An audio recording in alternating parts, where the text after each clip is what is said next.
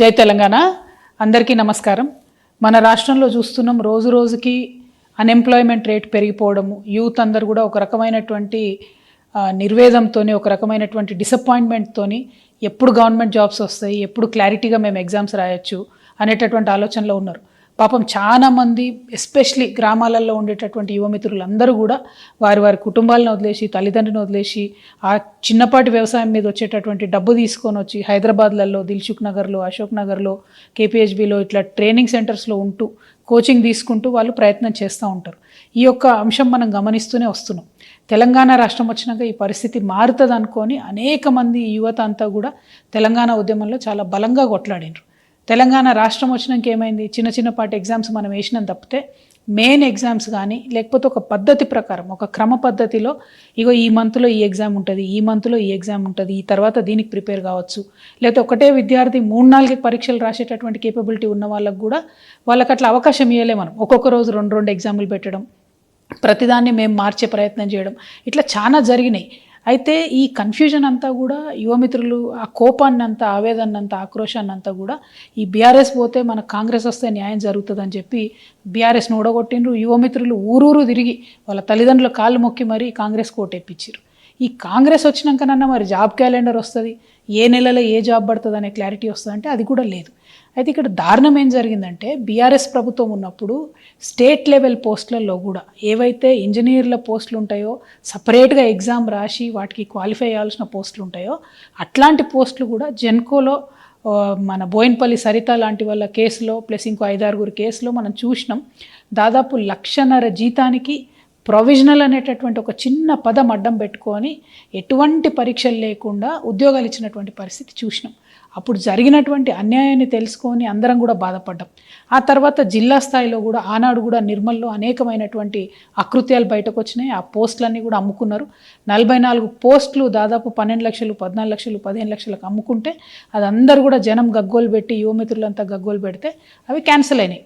ఇప్పటికి కూడా పాపం అప్పుడెప్పుడో చేరినటువంటి వాళ్ళు, కాంట్రాక్ట్ పద్ధతిలో చేరినటువంటి వాళ్ళు నిర్మల్లో ఇంకా కొనసాగుతున్నారు.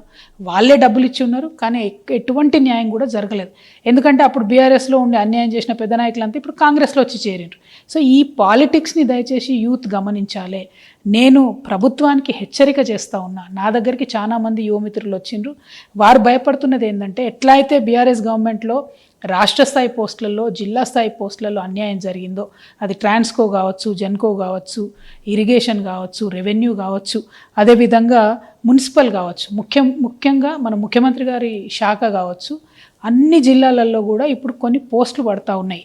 అవేంటి అంటే జూనియర్ అసిస్టెంట్లు, రికార్డ్ అసిస్టెంట్లు, ఆఫీస్ సబార్డినేట్ లాంటి ఇంకా అనేక పోస్టులు పడతా ఉన్నాయి. సో ఈ పోస్టులన్నీ కూడా ఎట్లాంటివి అంటే ఎస్సీ, ఎస్టీ, బీసీ బ్యాక్లాగ్ పోస్టులు, అంటే ఇదివరకు ఏవైతే నింపకుండా వదిలిపెట్టారో ఆ పోస్టులు, ఈ పోస్టులని.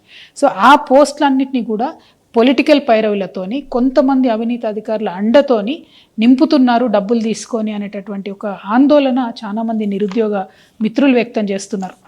నా దగ్గరకు వచ్చి కలిసిన వాళ్ళలో నిజామాబాద్ కావచ్చు, కామారెడ్డి కావచ్చు, మహబూబ్ నగర్ కావచ్చు, కరీంనగర్, నిర్మల్, ఆదిలాబాద్, వికారాబాద్, ఇట్లా అనేక జిల్లాల నుండి యూత్ అంతా వచ్చి కూడా మాట్లాడుతున్నటువంటి సందర్భం. సో నేను ఈ ప్రభుత్వానికి ఒకటే హెచ్చరిక చేస్తూ ఉన్నా. ఏవైతే ఇట్లా బీఆర్ఎస్ టైంలో అన్యాయం జరిగిందో, ఏదైతే పోస్టులు అమ్ముకున్నారనేటటువంటి ఆరోపణలు, అక్కడక్కడ రుజువైనటువంటి ఆరోపణలు ఉన్నాయో, ఏదైతే చిన్న జిల్లా స్థాయి పోస్టులు కూడా అమ్ముకున్నారో అదే పరిస్థితి మల్లయ్యల కాంగ్రెస్లో వచ్చేటట్టు కనబడతా ఉన్నది. దయచేసి కళ్ళు తెరవండి, అధికారులకు స్ట్రిక్ట్ వార్నింగ్ ఇవ్వండి. నేను జిల్లా కలెక్టర్లందరినీ కూడా రిక్వెస్ట్ చేస్తూ ఉన్నా, ఈ డిపార్ట్మెంట్లో జిల్లా స్థాయి పోస్టులన్నీ కూడా మీ కలెక్టర్ల పరిధిలోనే ఉంటాయి. ప్రాపర్ ట్రాన్స్పరెంట్ రిక్రూట్మెంట్ చేయండి. చాలామంది యంగ్స్టర్స్ ఆశలు పెట్టుకొని ఉన్నారు, ఈ జాబ్స్ మాకు వస్తాయి, మేము సెటిల్ అవుతాం లైఫ్లో అనే ఆశతో ఉన్నారు. పైగా యువమిత్రుల్ని, మెరిట్ ఉన్న వాళ్ళని మనం ప్రోత్సహించినట్టయితే మన రాష్ట్ర అభివృద్ధిలో కూడా మంచిగా పాల్గొంటారు. కాబట్టి కలెక్టర్లకు నేను రిక్వెస్ట్ చేస్తూ ఉన్నా, మీరు చూడండి. ఇంకొక మాట కూడా నేను చెప్తా ఉన్నా, ఇవాళ అధికార పార్టీలో ఉన్నటువంటి వాళ్ళకైనా, ఈ అక్రమాలకు అండగా నిలబడే అధికారులకైనా ఎప్పుడో ఒకసారి భగవంతుడి దయ వల్ల మాకు కూడా అవకాశం వస్తుంది. అప్పుడు మాత్రం ఇట్లా డబ్బులు ఇచ్చి మీరు చేసినటువంటి ఉద్యోగాలకు కఠినాతి కఠినంగా శిక్ష వేస్తాం. నేను మిగతా యువమిత్రులకు కూడా చెప్తున్నా, డబ్బులు ఇచ్చి అడ్డదారిలో ఉద్యోగాలు తెచ్చుకునే ప్రయత్నం చేస్తే అది ఎక్కువ కాలం నిలబడదు. పైగా మెరిట్ ఉండి మంచిగా ఉన్నటువంటి వాళ్ళకు అన్యాయం జరుగుతుంది. కాబట్టి మీరు కూడా కొంత ఎఫర్ట్ పెట్టి చదివే ప్రయత్నం చేయండి. ఉద్యోగాలు కొనకుండా ఉద్యోగాల కోసం ఫైట్ చేసి, స్టడీ చేసి, కొట్లాడి సాధించుకునే ప్రయత్నం చేయండి. మీకు అండగా జాగృతి నిలబడుతుంది. మెరిట్ స్టూడెంట్స్కి, పేద విద్యార్థులకి, ఉన్న అరెకరం మధ్యకరం పొలం అమ్ముకొని వచ్చి మీ మేధస్సు మీద మీరు డిపెండ్ అయ్యేటటువంటి మీ అందరికి కూడా జాగృతి అండగా నిలుస్తుందని చెప్పి తెలియజేస్తూ, ప్రభుత్వం కనువిప్పుతోని వెంటనే చూసుకోవాలి, కళ్ళు తెరవాలి, ఏమేం జరుగుతుందో జిల్లాలల్లో సీరియస్గా విచారణ చేయాలని చెప్పి నేను డిమాండ్ చేస్తూ ఉన్నాను. Thank you. జై తెలంగాణ, జై జాగృతి.